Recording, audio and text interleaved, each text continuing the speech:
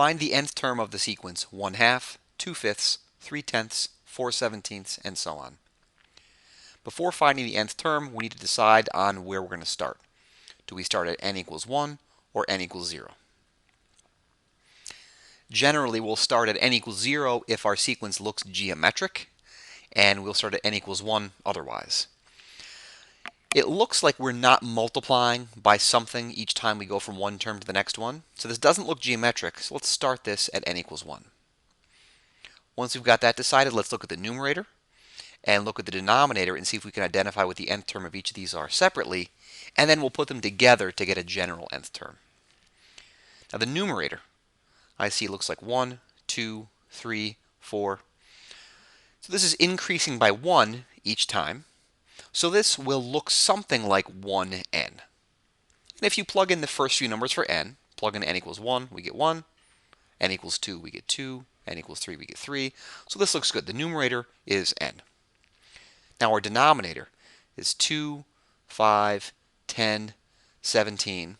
If we look at how much this increases each time, from the first term to the second term it increased by 3. Second term to the third term it increased by 5. Third to the fourth term it increased by 7. This is not a constant increase, so something more complicated will have to happen. It's not just something times n. Let's look at the second order difference. If we look at how much these differences increase each time, from 3 to 5 this increases by 2. From 5 to 7 this increases by 2. Now this isn't a lot to go on, only 2 terms, but it looks as if we have a constant increase in the second order difference. That says we should start our search looking at something like n squared over 2, because we had to do 2 differences. And then since the difference was 2, we're going to multiply this by 2. So that says take a look at n squared. Now if we plug in the first few numbers for n squared, plug in n equals 1, we get 1. Plug in n equals 2, we've got 4. N equals 3, we have 9. N equals 4, 16, and so on. And this looks really close to the first few terms that we have. We're only off by 1.